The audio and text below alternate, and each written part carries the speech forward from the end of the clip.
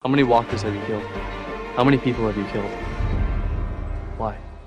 안녕하세요 여러분, 필빠입니다. 자, 이번 주도 워킹데드 재밌게 보고 오셨나요? 뭐 이번 주 같은 경우는 연합군의 내용도 있었고 또 쓰레기 집단이나 안식처 얘기까지 나오면서 내용이 다채로웠던 것 같습니다. 특히나 우리의 유진이 이제는 돌이킬 수 없는 강을 건넌 것 같은데 오늘은 이 부분에 대해서 초점을 맞추고 진행해보도록 하겠습니다. 자, 어쨌든 오늘도 내용 알차게 준비했으니까 재밌게 봐주셨으면 좋겠습니다. 그럼 지금 바로 시작할게요.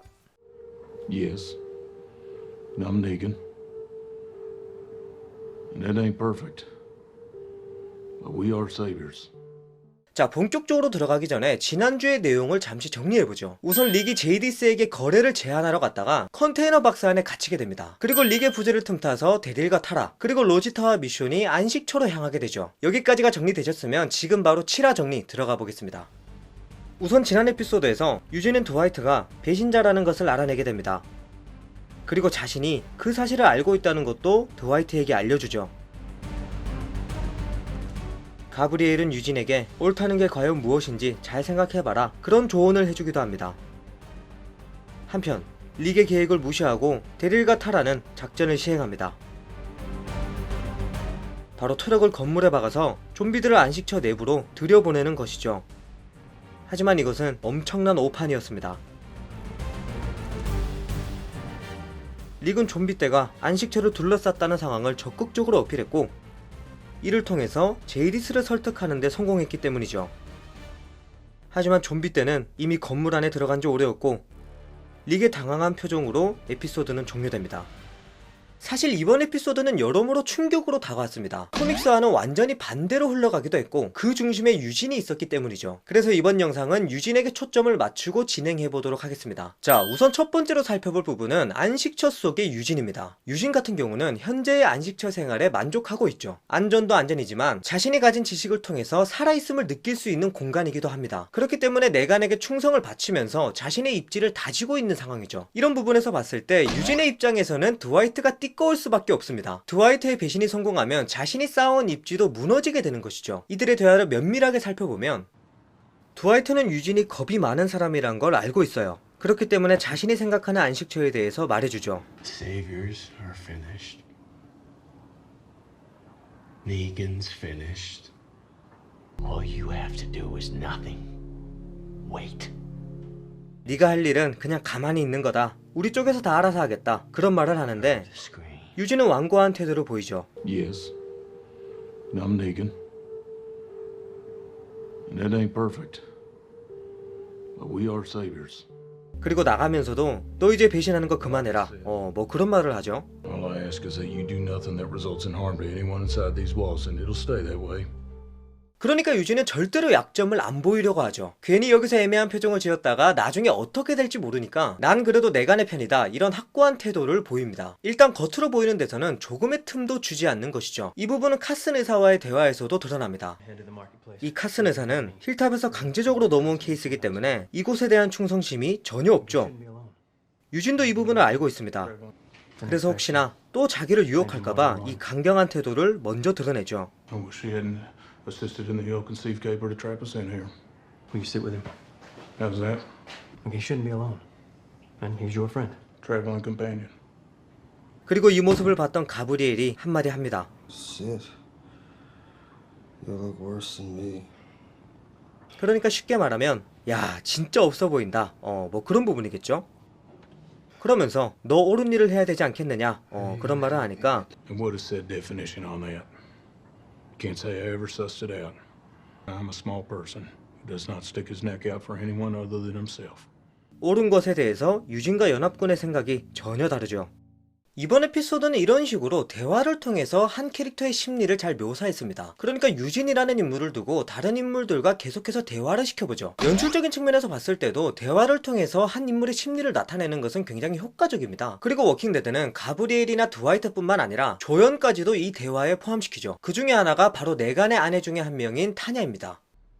타냐와 유진은 어떤 약속을 했었죠. 유진이 타냐의 라디오를 고쳐주기로 했고 이 대가가 바로 와인이었습니다. 그런데 약속을 지키지 못했고 타냐가 그냥 가려고 하니까 One bottle up front and one bottle after you fix it. Not needed. 그러니까 타냐가 예전부터 하고 싶었던 말을 빠르게 내뱉습니다. You help them, Eugene. You help him. I tried to stop this. You could have changed this place into something else, something better. But you took care of you. And now you gotta live with that. 이 장면을 보면 유진의 눈동자가 살짝 흔들립니다. 내가 지금까지 선택을 잘못했나? 뭐 이런 심리 상태가 드러나죠. 그런데 정말 영리하게도 내간이 기가 막힌 타이밍에 유진을 불러냅니다. 이들의 대화를 잘 들어보면 중요한 부분은 없어요. 하지만 내간이 사람을 정말 잘 다룬다는 게 보여지죠. A handshake is a sign of mutual respect. Not many people get that from me. 지난주에 내간이 유진을 살짝 협박한 적이 있었기 때문에 이렇게 당근과 채찍을 적절하게 섞어주는 것이죠. 지금까지 드와이트와 가브리엘, 카슨 박사, 타냐와 내간까지 러닝타임으로 치면 20분도 채 안 되는 시간에 유진은 최소 5명의 인물과 대화를 나눴습니다. 그러면서 자신의 생각을 정리했고 또 한 번 내간에게 충성을 다 바칠 것을 다짐합니다. 그리고 유진의 이런 생각에 확신을 준 것이 타라와 데릴의 작전입니다. 이따가도 얘기할 부분이지만 타라와 데릴이 좀비들을 건물 내부로 들여보냈죠. 좀비 떼들을 보면서 결론적으로 유진의 멘탈은 완전히 나가버립니다. 그러면서 가브리엘을 찾아가서 나는 어떻게든 살아남겠다. 그리고 의사도 내보내지 않겠다고 선언하죠. 원작과는 완전히 반대로 갑니다. 이 원작에서는 카슨 의사 그리고 구원자 2명과 함께 힐탑으로 탈출해서 정말 영웅적인 행동을 펼치는데 드라마는 좀 달랐어요. 그리고 자신의 방으로 가더니 뭐 술을 막 들이키기 시작하죠. 사람이 원체 나약하기 때문에 술에 극도로 의존하는 모습을 보입니다. 우리가 결론적으로 보면 유진을 이제는 보내줘야 될 것 같아요. 더 이상 돌아올 수 없는 강을 건넌 것 같습니다. 사실 저도 유진에 대한 미련이 있었는데 이번 에피소드를 보면서 마음을 완전히 놓았어요. 그리고 마지막에 유진이 술을 마시는 모습을 보니까 이 캐릭터의 사망 가능성도 조금은 엿보이죠. 예를 들어서 워킹데드는 알코올과 관련된 사람들이 모두 죽었습니다. 단적인 예로 밥이 그랬죠. 밥은 알코올 중독자였고 이것 때문에 데릴에게 얻어 터질 뻔한 적도 있었어요. 사샤를 만나면서 정신을 차리긴 했는데 결국은 죽었죠.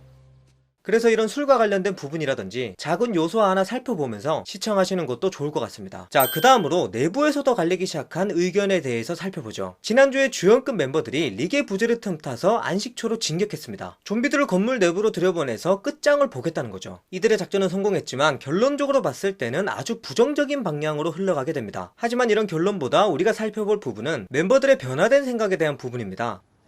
우선 타라와 로지타의 위치가 완전히 바뀌었죠. 시즌 7에서는 로지타가 고집을 부렸다면 이번에는 타라입니다. 로지타는 사샤의 죽음을 통해서 큰 교훈을 얻었죠. Thing is, sometimes you just have to wait. Sometimes you don't get to know. I just wish it didn't take seeing Sasha walk out of that coffin to realize it. 결국 평행 이론이 맞다면 타라나 데릴 때문에 누군가가 죽을 것으로 보입니다. 그리고 미션도 로지타의 말에 동의했고 이 일에서 빠지겠다고 하는데 그래도 이들의 우정이 멋지죠. 안 한다고 해서 욕하는 게 아니라 서로가 서로를 존중해줍니다. 결국 타라와 데릴 둘이서만 작전을 수행하게 되죠. 표면적으로 봤을 땐 아주 좋아 보였지만 이를 엄청나게 그르친 거나 다름없죠. 릭은 제이디스에게 안식처가 좀비떼로 둘러싸여져 있다. 이것을 강력하게 어필했는데 좀비는 이미 건물 내부로 들어간 지 오래죠. 거래가 완전히 망할 가능성이 높아졌습니다. 4화에서 데릴과 릭이 다툴 때 릭이 이런 말을 해줬습니다. 모든 일에는 계획이 있다 이런 말을 해줬는데 그 잠시로 못 참아서 공든 탑이 무너져 버렸죠. 그래서 이런 부분을 보면 내부에서도 말이 안 맞기 시작했기 때문에 내간을 향한 복수는 시간이 조금 더 걸리지 않을까 뭐 그런 생각을 하고 있습니다. 자, 여기까지 시즌8 7화에 대해서 얘기해봤습니다. 뭐 다른 부분보다 유진의 비중이 압도적으로 높았던 것 같네요. 다음 주가 이제 파트 1의 마지막 회인데 과연 어떤 일이 벌어질지 굉장히 궁금합니다. 여러분들께서는 이번 에피소드에 대해서 어떻게 생각하시는지 궁금하니까 댓글로 남겨주시면 감사하겠습니다. 저는 다음 주 리뷰로 돌아오도록 하겠습니다. 지금까지 필바였습니다. 안녕!